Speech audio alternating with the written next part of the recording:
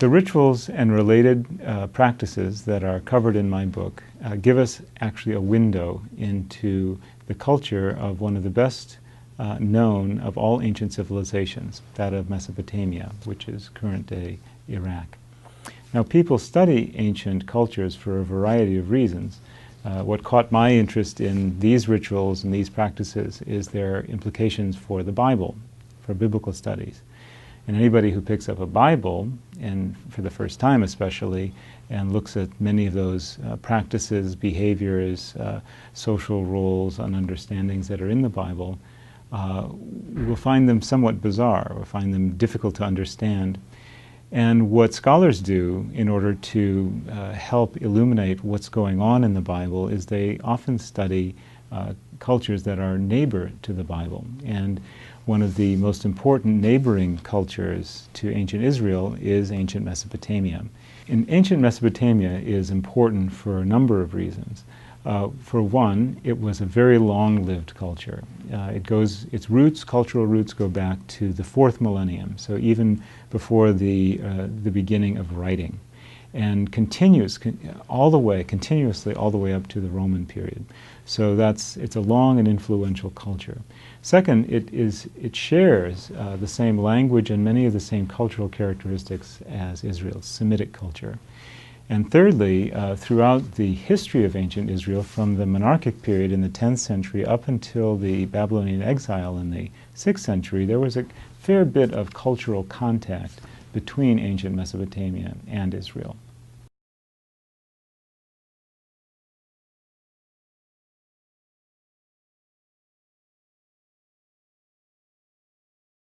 My book does focus on actually one particular phrase that refers to a formalized gesture of hand lifting that was carried out by a woman or a man before a deity.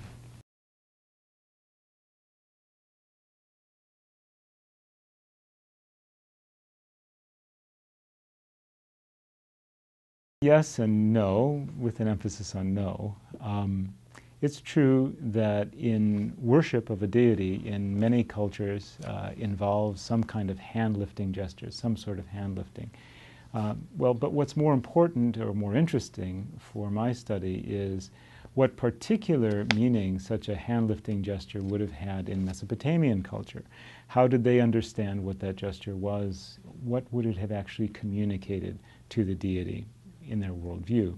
It's important to remember that we're dealing with an ancient culture here, and so we don't have any native informants. We can't actually go there and watch these people do these rituals to see exactly how they conducted it, how they lifted their hand, how they held the hand, exactly what context or for what purposes. Basically, what we have are artifacts that are left over, and then we as scholars have the task of interpreting those artifacts.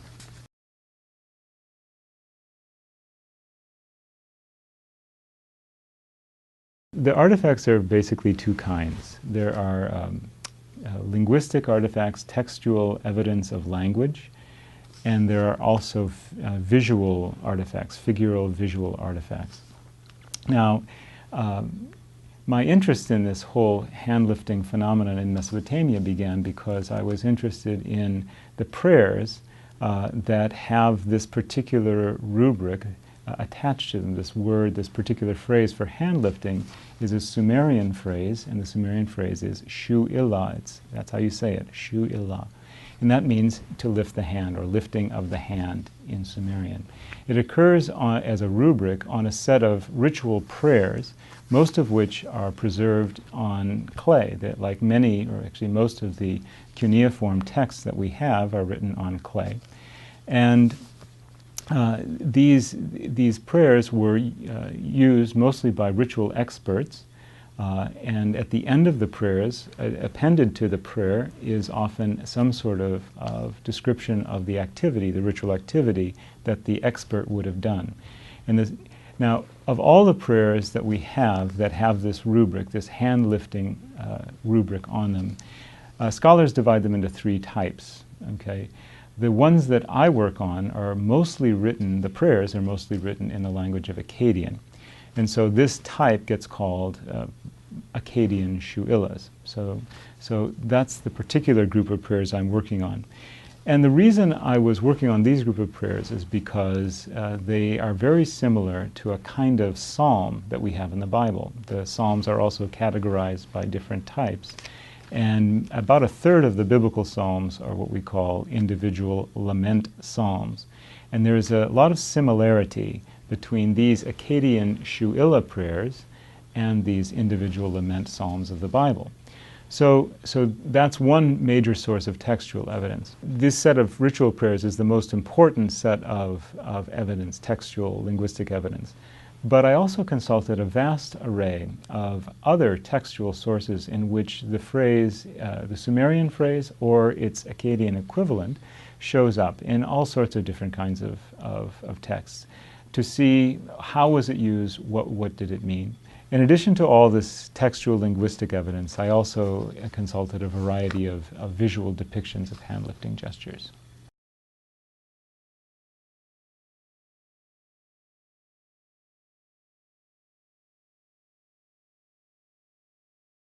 Scholars first started studying these shu'illah rituals over 100 years ago. And since then, there have been two basic interpretations of what this particular phrase means. It's either been taken to be simply a gesture of prayer, or, this is where I take issue with people, many people have said, well, it could just be an idiom for to pray. Now, in recent years, there's a shift in the scholarly attention to how the religion of ancient Mesopotamia was done, and there's a focus on that imagining how a deity received a person who's coming before them in prayer was really imagined to be very similar to how a king or a powerful person, a ruler, would receive a person coming to see them. So similar to, say, going to see the president or another head of state, you can't just walk in. You have to have an appointment, and in a sense you have to be, it's treated quite formally. You have an audience with the head of state. But when they thought about how do we approach a deity, they used a lot of the same formalized conventions that you would use in going to see a powerful person, such as you would go with formalized gestures, formalized speech, and probably also some sort of formalized gift giving when you enter the presence of the deity. Now, what does all this say? Well, just as it says in the social interaction, by observing all of these things to enter the presence of the higher ranking person, you're saying by your actions that you recognize that this person has a higher social status than you do, and that you're in some sense submitting yourself to that. So if that's the king and I'm the subject, then I, by observing these things, am affirming that I am a loyal subject and that you indeed are the king, and I respect that. And I also then can anticipate, based on this notion of reciprocity, which is very important in the cultures of the ancient Near East, that you as the ruler or king, if you favorably receive me, that you will then have a sense of favorable reception if I'm bringing a petition, which would be often the reason to come to see the king. We understand from many different directions, many different sources, that reciprocity was very important in the ancient Near East in terms of the culture. But one of the things that we actually see in terms of hand-lifting gestures in the visual evidence is that in many cases where a subordinate, a character who's clearly a subordinate, is approaching before a higher ranking person or before a deity with a gesture of lifted hand, that the higher ranking person of the deity is also extending a kind of hand gesture, and that there's a sort of visual reciprocity which I make a big deal of in my book.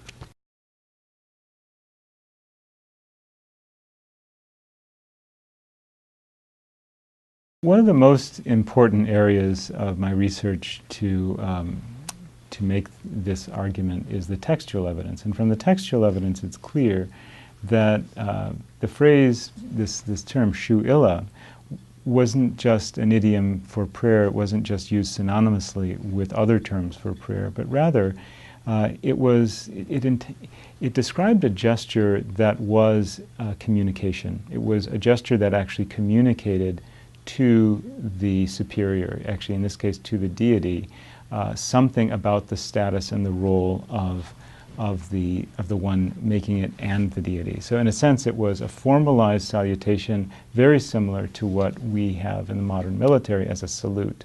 So by making this gesture to the deity, I would be communicating to the deity that I'm your loyal servant and that I will serve you and I'm committed to serving you, at the same time as I would anticipate that you are receiving me and also recognizing me as your loyal servant.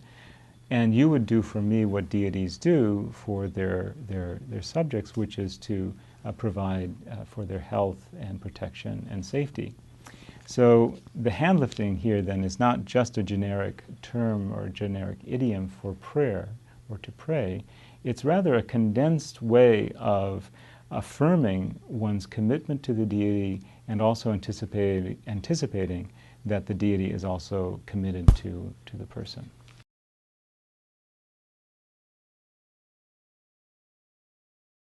The fact is we do have an abundance of visual evidence from ancient Mesopotamia, and including a lot of hand-lifting gestures that are carried out, especially between rulers and subjects or between people and deities. So we have a lot of visual evidence. What we don't have are labels. So there are many different phrases in Akkadian language that can describe a hand gesture. So we don't have specific labels on any gesture that says this is a Shuila gesture. However, we do have a range of possibilities that we can imagine this gesture possibly looking like. We can't know for sure. So linguistically, it could be one hand or two hands. The linguistic evidence suggests it was probably more likely or more often one hand, but it could also be two. And this evidence comes from a variety of places. We have scenes on the walls of temples and on the walls of palaces. We have scenes from cylinder seals, which are small stone cylinders that are carved, and so that when they're rolled across wet clay, they leave an impression. We have lots and lots of these with this sort of gesture on them. So we have a lot of visual evidence.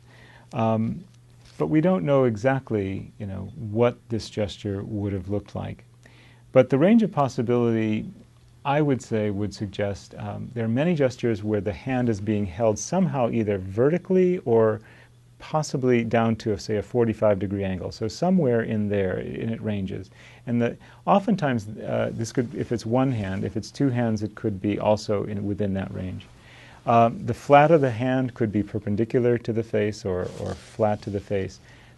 And, like I say, we don't know for sure whether that specific kind of gesture would have been the hand-lifting gesture that's referred to, or how wide-ranging hand-lifting could have been if it could have included even other more specific gestures like the pointing of a finger or other things.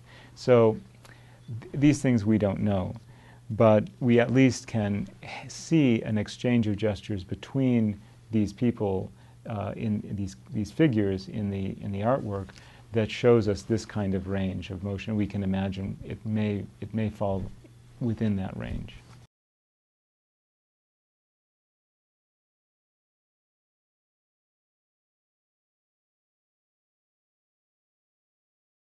My book argues that there are three different kinds of rituals that are classified with this rubric, and that they would have had different purposes as a ritual, different contexts, but that there is a common purpose among the three, and that is to formally greet the deity, and this would have been in different situations among the three rituals.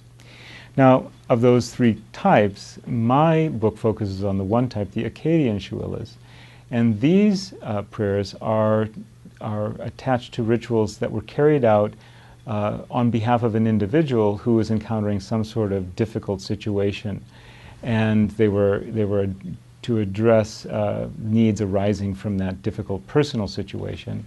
And all of these prayers are addressed to either a single deity or to a group of deities acting as a single entity, but most of them are addressed to singular deities, and that they are addressed to high deities, to high-ranking deities. And so I'm suggesting that the reason for this formalized gesture is because of the increased formality of approaching a high-ranking deity on behalf of the individual.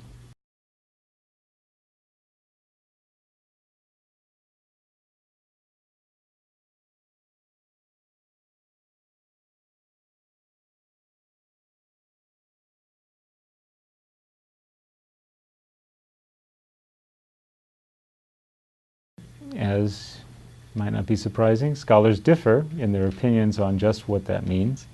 Different understandings of how to understand what blessing is, and specifically what it might mean to bless God or to bless the Lord.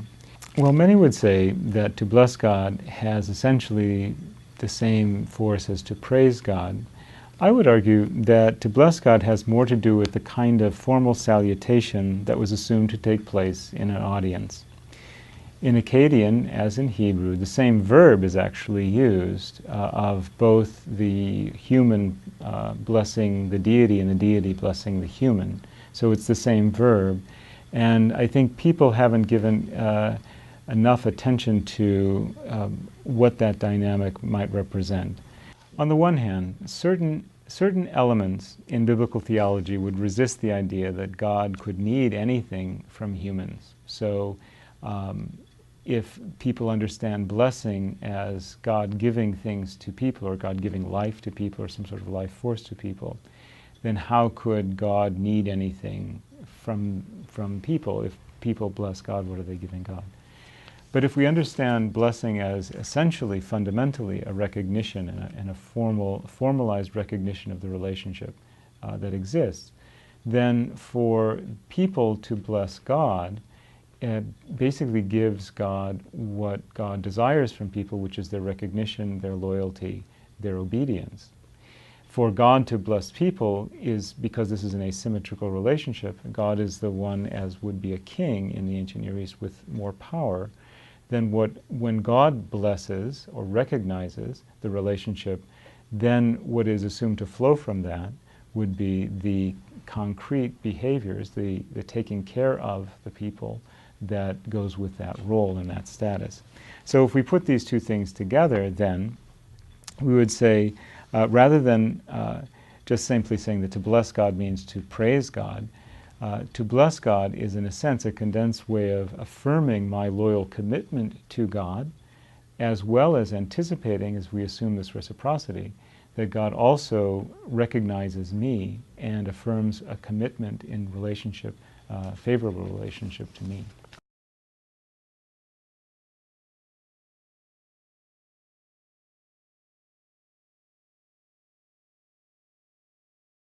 The whole psalm, Psalm 134, is only 4 lines long, and it illustrates what I'm talking about well. The first 3 verses are addressed to the priests. O come, bless the Lord, all you servants of the Lord, you who stand in the house of the Lord throughout the nights, lift up your hands toward the sanctuary and bless the Lord.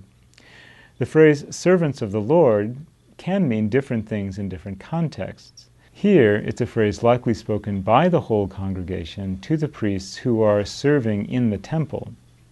And the final line of the psalm is then imagined spoken by those priests back to the congregation. And I quote, "May the Lord bless you from Zion, the maker of heaven and earth." Interpreted in this way, this psalm highlights the intermediary role of the priests in this liturgical action. They are to raise their hands and bless God in the first part of the psalm, and then at the end they're to turn from God and face the people and bestow God's blessing on the people.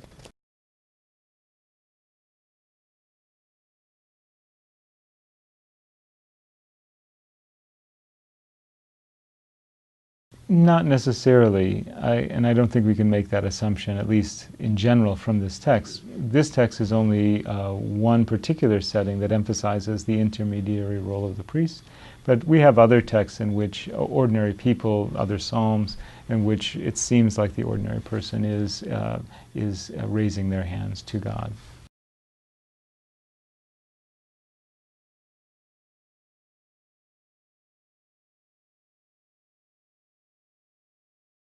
Obviously, you don't actually see the divine person as you would see a king, if we've been using this analogy of the audience.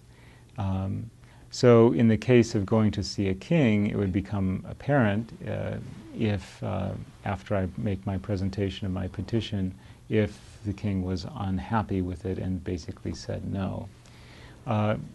When you're dealing with prayer, what we're doing is we're bending this image of what we know from ordinary social life to the divine sphere, and we're, in a sense, creating a best-case scenario that I've come before God with my positive intention, and I show my willingness to be a loyal servant, and based on this cultural presupposition of reciprocity, we anticipate in a best case that God will receive this and treat us favorably. Okay?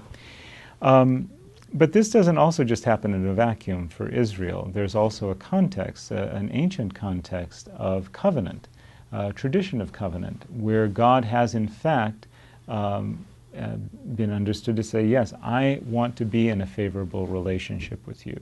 I've done these things for you. I've freed you from slavery in Egypt to establish you as a people, and I want to be in this favorable relationship with you.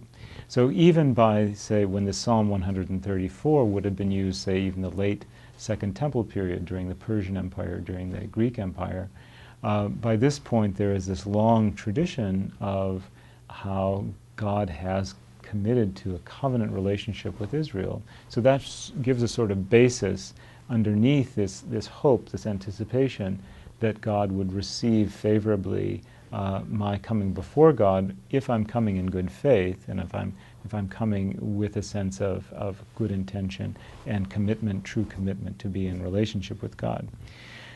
At the same time, it's not a simplistic notion. It's not a notion like a vending machine. I simply go and I put in my, I do my activity, and then I assume that God is going to give me whatever I want.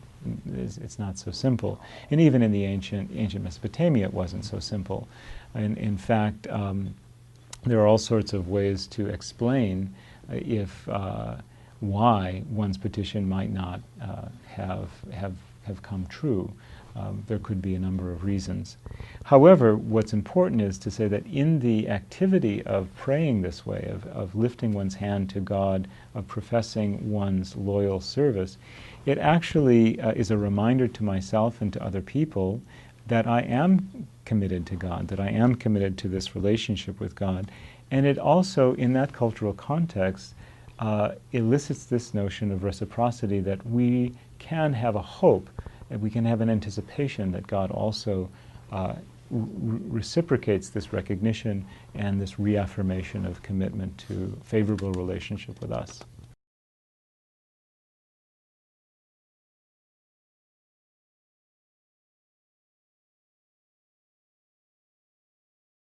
People today who practice monotheism might have some difficulty grasping what it would mean to live in a polytheistic world, or to pray to one God but knowing that there are other gods.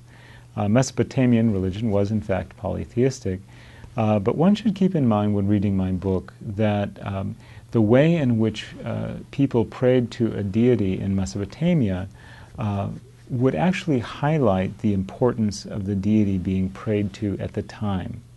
So even though one could believe in other deities, when praying to a particular deity, the prayers that we read show that there's an emphasis on how important that deity is. And specifically, the prayers connected with the rituals that I work on, as I've mentioned, almost all of these Akkadian shu'illas are directed to a single deity.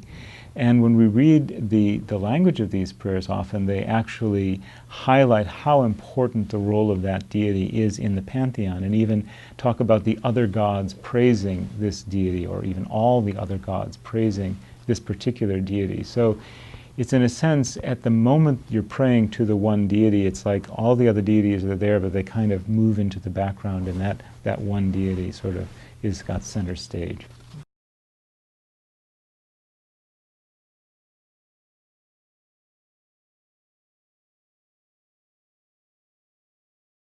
it's true that some parts of the book are fairly technical in nature, dealing with issues of philology.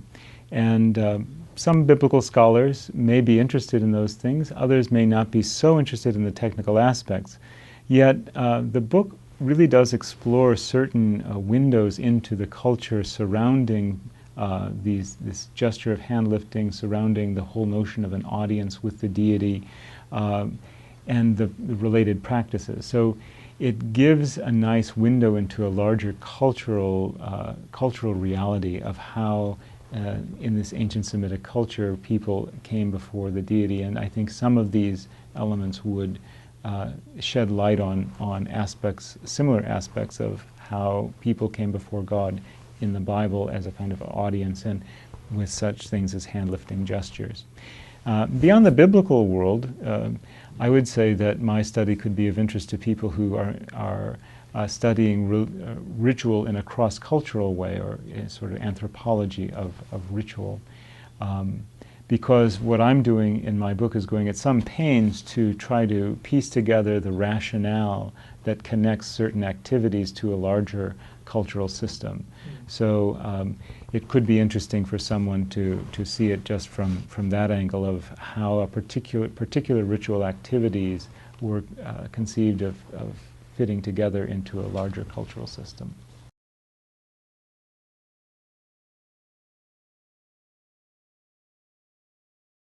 Without the research libraries, I couldn't have done it. I relied on